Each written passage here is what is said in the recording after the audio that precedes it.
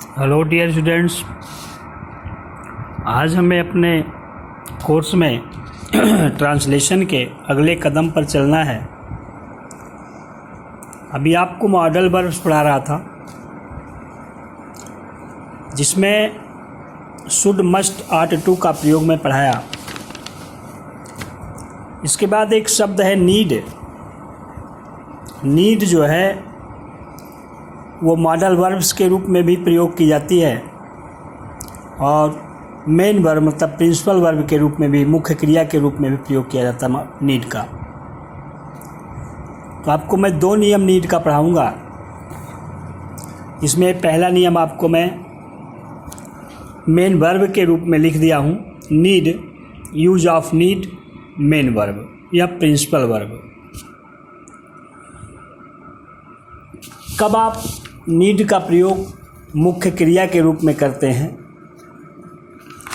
आज मैं उसे पढ़ाऊंगा और अगली वीडियो में ये बताऊंगा कि कब आप नीड का प्रयोग सहायक क्रिया के रूप में करते हैं। चलिए देखते हैं। लिखा गया, जब हिंदी वाक्य में किसी संज्ञा व सर्वनाम की किसी ज़रूरत पर कोई बात की जाए, मतलब किसी संज्ञा व सर्वनाम की कोई आवश्यकता दर्शाई जाए, ज़रूरत बताई जाए, अर्थात वाक्य में कोई मुख्य क्रिया ना हो। एक पहचान यह है कि नीड को मुख्य क्रिया के रूप में आप तभी प्रयोग करेंगे जब हिंदी वाक्य में कोई मुख्य क्रिया नहीं पाई जाएगी, बल्कि उसमें ज़रूरत रूपी संज्ञा के तुरंत बाद चाहिए शब्द या की आवश्यकता की ज़रूरत शब्द पाए जाएं। देखो, पहचान आपको बताई जा रही है कि की आवश्यकता की ज़रूरत या फिर चाहिए शब्द पाया जाएगा वाक्य में। हिंदी वाक्य में कोई मुख्य क्रिया नहीं रहेगी, तो उसका अनुवाद करते समय यह ध्यान देने योग्य तथ्य है कि नीड को मुख्य क्रिया मानकर ज़रूरतमंद संज्ञा मतलब जिसको किसी चीज़ की आवश्यकता हो उसे ज़रूरतमंद संज्ञा व सर्वनाम कहेंगे। जिसको किसी चीज़ की आवश्यकता हो उसे हम ज़रूरतमंद संज्ञा व सर्वनाम कहेंगे, को कर्ता समझकर, जबकि ज़रूरत रूपी संज्ञा को कर्म बनाकर। ज़रूरत रूपी संज्ञा मतलब किसी को जिस चीज़ की ज़रूरत हो, किसी को जिस चीज़ की ज़रूरत हो उस चीज़ को ज़रूरत रूपी संज्ञा कहा जाता है, उसे कर्म बना दिया जाएगा। पूरे वाक्य को किसी इंडेफिनिट टेंस में नियमानुसार लिखा जाता है। पूरे वाक्य को किसी इंडेफिनिट टेंस में, किसी इंडेफिनिट टेंस का मतलब आप 3 इंडेफिनिट जानते हैं, प्रेजेंट इंडेफिनिट, पास्ट इंडेफिनिट और फ्यूचर इंडेफिनिट। अगर वाक्य वर्तमान टेंस काल में रहेगा, वर्तमान काल में मतलब वाक्य के अंत में है, हूँ, हैं या चाहिए शब्द पाया जाएगा, तब आप प्रेजेंट इंडेफिनिट टेंस में लिखेंगे। और अगर वाक्य के अंत में था, थी, थे पाया जाए, भूतकाल की आवश्यकता दर्शाई गई हो, तो आप पास्ट इंडेफिनिट टेंस में वाक्य को लिखेंगे। अगर फ्यूचर टेंस की आवश्यकता दर्शाई गई हो, होगा, होगी, होंगे, ज़रूरत रूपी संज्ञा के बाद पाया जाए, तब आप फ्यूचर इंडेफिनिट टेंस में लिखेंगे। समझे? जैसे यहाँ है यूज ऑफ नीड, तो आपको नीड का प्रयोग मुख्य क्रिया के रूप में करना है। हम देखो यहाँ लिखे हैं, यदि वाक्य प्रेजेंट टेंस में लिखा हो अर्थात उसके अंत में चाहिए या है शब्द पाए जाएं, तो उसे प्रेजेंट इंडेफिनिट टेंस में लिखते हैं। वाक्य के अंत में था, थी शब्द पाए जाने पर पास्ट इंडेफिनिट टेंस में लिखा जाता है, किंतु वाक्य के अंत में होगा, होगी शब्द पाए जाएं तो वाक्य का अनुवाद फ्यूचर इंडेफिनिट टेंस में किया जाता है। कहने का मतलब है कि आपको किसी इंडेफिनिट टेंस में ही वाक्य लिखना है। जो ज़रूरतमंद संज्ञा व सर्वनाम रहेगी, जिसकी आवश्यकता दर्शाई जाए, उसको कर्ता बना लेंगे नीड को मुख्य क्रिया बना लेंगे और ज़रूरत रूपी संज्ञा जो होगी उसे कर्म बना लेंगे। बस अफर्मेटिव सेंटेंस होगा तो अफर्मेटिव सेंटेंस वाला प्लेसमेंट ऑफ फोर्स लगाएंगे, निगेटिव होगा तो निगेटिव वाला लगाएंगे, इंट्रोगेटिव होगा तो इंट्रोगेटिव वाला लगाएंगे। जैसा वाक्य रहेगा वैसा वाक्य आप बना देंगे। जैसे देखिए वाक्य लिखा गया है, इस व्यापारी को कोई निपुण मुनीम चाहिए। लिखा गया है, इस व्यापारी को कोई निपुण मुनीम चाहिए। मतलब यहाँ ज़रूरतमंद कौन है? यह व्यापारी, यह ज़रूरतमंद संज्ञा हो गई, ठीक। और ज़रूरत रूपी संज्ञा क्या है? ज़रूरत रूपी संज्ञा है निपुण मुनीम, कोई निपुण मुनीम। ये ज़रूरतमंद संज्ञा है इस व्यापारी, मतलब यह व्यापारी ज़रूरतमंद है। और ज़रूरत रूपी क्या है? कोई निपुण मुनीम। वाक्य में कोई मुख्य क्रिया देखो नहीं पाई जा रही है ना। अब यह व्यापारी, इसे कर्ता बना लीजिए, नीड को मुख्य क्रिया बना लीजिए और कोई निपुण मुनीम, इसे कर्म बना लीजिए। चाहिए मतलब वर्तमान की आवश्यकता है तो प्रेजेंट इंडेफिनिट टेंस में वाक्य लिखा जाएगा। अफर्मेटिव सेंटेंस है, प्रेजेंट इंडेफिनिट टेंस के अफर्मेटिव सेंटेंस को अनुवाद करने का नियम होता है कर्ता मुख्य क्रिया की पहली अवस्था कर्म, किंतु यदि कर्ता एक वचन हो तो मुख्य क्रिया में एस ई एस अथवा आई ई एस जोड़ देते हैं। तो वही यहाँ भी करना है। पहले कर्ता लिखेंगे दिस व्यापारी, यह व्यापारी, इसकी अंग्रेजी this merchant.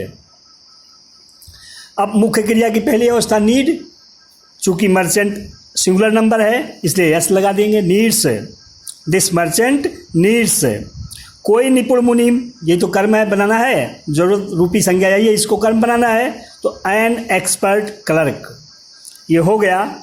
This merchant needs an expert clerk, एक वाक्य हुआ। दूसरा है उन किसानों को नए ट्रैक्टर की ज़रूरत है। लिखा गया उन किसानों को नए ट्रैक्टर की ज़रूरत है। उन किसानों मतलब ये ज़रूरतमंद संज्ञा है और नया ट्रैक्टर जो है ज़रूरत रूपी संज्ञा है। नीड मुख्य क्रिया, ज़रूरतमंद को कर्ता, नीड को मुख्य क्रिया और ज़रूरत रूपी संज्ञा को कर्म बना लिया जाता है। अफर्मेटिव सेंटेंस है तो अफर्मेटिव सेंटेंस वाला प्लेसमेंट ऑफ फोर्स लगाइए कर्ता। दोज फार्मर्स नीड, अब चूंकि दोज फार्मर्स प्लूरल नंबर है, बहुवचन है, इसलिए यहाँ कुछ नहीं जोड़ा जाएगा। A new tractor, those farmers need a new tractor, बस ये सही हो गया। पशुओं को चारा की आवश्यकता थी। आवश्यकता थी मतलब भूतकाल की बात हो गई तो आपको पास्ट इंडेफिनिट टेंस में बनाना पड़ेगा। और अफर्मेटिव सेंटेंस है तो पास्ट इंडेफिनिट टेंस के अफर्मेटिव सेंटेंस में पहले ये देखो कर्ता कौन किसको बनाओगे? पशुओं को, ज़रूरतमंद यही है पशु लोग। और ज़रूरत रूपी संज्ञा क्या है? चारा। नीड मुख्य क्रिया हो जाएगी, चारा को कर्म बनाना पड़ेगा, पशुओं को कर्ता, नीड को मुख्य क्रिया। Affirmative sentence past indefinite tense का बनाना है कर्ता मुख्य क्रिया की दूसरी अवस्था कर्म, तो कर्ता दीज एनिमल्स या द एनिमल्स नीडेड हो जाएगा। नीड नीडेड होता है। फॉडर मीन्स चारा, द एनिमल्स नीडेड फॉडर, पशुओं को चारे की आवश्यकता थी। चौथा वाक्य देखो, इस रोगी को कुछ नई दवाइयों की आवश्यकता होगी। इस रोगी को कुछ नई दवाइयों की आवश्यकता होगी। तो यह रोगी, यह ज़रूरतमंद है और ज़रूरत रूपी संज्ञा क्या है? कुछ नई दवाइयाँ। होगी मतलब फ्यूचर इंडिफिनिट में लिखना पड़ेगा। फ्यूचर इंडिफिनिट टेंस की सहायक क्रिया विल और शैल, मुख्य क्रिया का प्रेजेंट फॉर्म मतलब पहली अवस्था लगाई जाती है।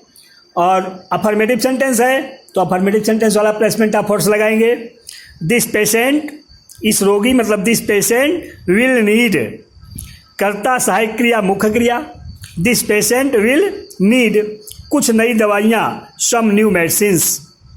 This patient will need some new medicines. अगला है मुझे आपका उपकार नहीं चाहिए। अगला सेंटेंस है मुझे आपका उपकार नहीं चाहिए, वर्तमान की बात है। और मुझे मतलब मैं हो जाता है, मुझे मतलब मैं हो जाएगा। और आपका उपकार ये ज़रूरत रूपी संज्ञा है और नेगेटिव सेंटेंस बनाना है। कर्ता सहायक क्रिया नॉट मुख्य क्रिया कर्म प्रेजेंट इंडिफिनिट में बनाना होगा तो हो जाएगा I do not need. I do not need आपका उपकार मतलब your benevolence. I do not need your benevolence मुझे आपका उपकार नहीं चाहिए। अगला वाक्य देखिए, क्या उन्हें इस ताले की आवश्यकता थी? क्या उन्हें इस ताले की आवश्यकता थी? ये भूतकाल की बात है, भूतकाल की आवश्यकता दर्शाई जा रही है। आप लोग देखिए, ये भूतकाल की आवश्यकता है और yes or no type question लिखा हुआ है। Yes or no type question लिखा हुआ है, इसका मतलब आपको yes or no type question बनाना पड़ेगा। भूतकाल मतलब पास्ट इंडेफिनिट टेंस में लिखना पड़ेगा। सहायक क्रिया कर्ता मुख्य क्रिया कर्म, उन्हें मतलब वह सब कर्ता हो जाएगा और इस ताले मतलब यह ताला ये कर्म बन जाएगा और नीड मुख्य क्रिया हो जाएगी तो हो जाएगा डिड दे नीड। जब डिड लग गया तो मुख्य क्रिया की पहली अवस्था लगाई जाती है। Did they need this lock, did they need this lock, क्या उन्हें इस ताले की जरूरत थी? अगला वाक्य है,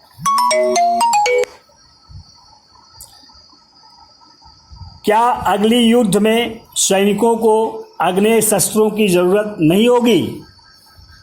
क्या अगली युद्ध में सैनिकों को आग्नेय शस्त्रों की जरूरत नहीं होगी? होगी मतलब फ्यूचर में है तो फ्यूचर इंडेफिनिट टेंस में आपको लिखना पड़ेगा, ठीक। और सैनिकों को ये ज़रूरतमंद है, इसी को कर्ता बनाना पड़ेगा।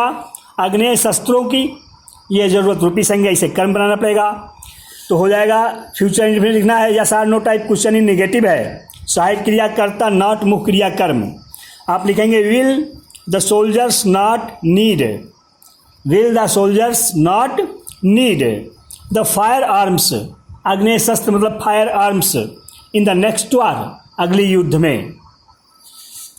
Will the soldiers not need the firearms in the next war. अगला है, उस समय हमें कितने रुपयों की आवश्यकता होगी? उस समय हमें कितने रुपयों की आवश्यकता होगी?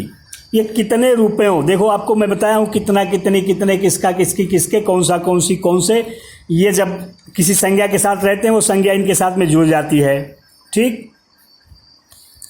अब हमें मतलब हम सब कर्ता हो जाएगा, ठीक। नीड मुख्य क्रिया हो जाएगी और जो कर्म है रुपए ये क्वेश्चन वर्ड के साथ में जुड़ जाएगा। WH टाइप क्वेश्चन फॉलो करना पड़ेगा। आप लिखेंगे how many rupees, how many rupees. Future independent लिखना है तो सेल, सेल क्यों लगा रहे हैं? चूँकि इसमें हमें कर्ता बनाना, हम सब कर्ता बनाना है ना, फर्स्ट पर्सन है इसलिए shall. How many rupees shall we need, मुख्य क्रिया, उस समय मतलब at that time. How many rupees shall we need at that time. ऐसे आभूषण किस महिला को चाहिए? लिखा गया है ऐसे आभूषण किस महिला को चाहिए। ये भी देखो किस महिला, व्हिच लेडी, जहाँ लिखा जाएगा ये पूरा एक साथ में लिखा जाएगा। और ये देखेंगे कि महिला इस भाग में सब्जेक्ट है कि ऑब्जेक्ट है। सब्जेक्ट अगर है तो अफर्मेटिव वाला प्लेसमेंट ऑफ फोर्स लगाया जाता है, और अगर आप सब्जेक्ट नहीं है, प्रेडिकेट का कोई भाग है तो WH टाइप क्वेश्चन फॉलो किया जाता है। तो पता चला कि ये सब्जेक्ट है, ठीक है। और ऐसे आभूषण जो है ये ज़रूरत रूपी संज्ञा है, तो इसे आप अफर्मेटिव सेंटेंस जैसा प्लेसमेंट ऑफ फोर्स लगाएंगे, किसमें चाहिए मतलब प्रेजेंट इंडेफिनिट टेंस में। इसलिए देखो हमने लिखा which lady needs, which lady needs, ये लेडी होगा LADY, which lady needs such ornaments, which lady needs such ornaments. अगला है आपको इन कलमों की ज़रूरत क्यों नहीं थी? आपको इन कलमों की ज़रूरत क्यों नहीं थी? WH type question in negative थी मतलब भूतकाल की बात है, तो पास्ट इंडेफिनिट टेंस में लिखना पड़ेगा। आपको मतलब यू कर्ता बन जाएगा, नीड मुख्य क्रिया हो जाएगी और ज़रूरत रूपी संज्ञा क्या है? इन कलमों, ये कर्म बन जाएगा।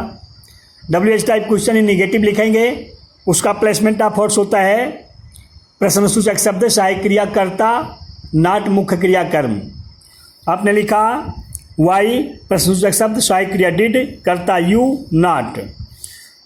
Y did you not need, why did you not need these pens, why did you not need these pens, आपको इन कलमों की आवश्यकता क्यों नहीं थी। इस तरह से देखो, नीड का एक प्रयोग मैं आपको बताया। इन सभी वाक्यों को पढ़िएगा, समझने की कोशिश करिएगा। अब अगली वाली वीडियो में नीड का सेकेंड रूल आपको बताया जाएगा, जब नीड जो है वो सहायक क्रिया के रूप में काम करती है। इस नियम में नीड जो है वो मुख्य क्रिया के रूप में काम कर रही है। धन्यवाद।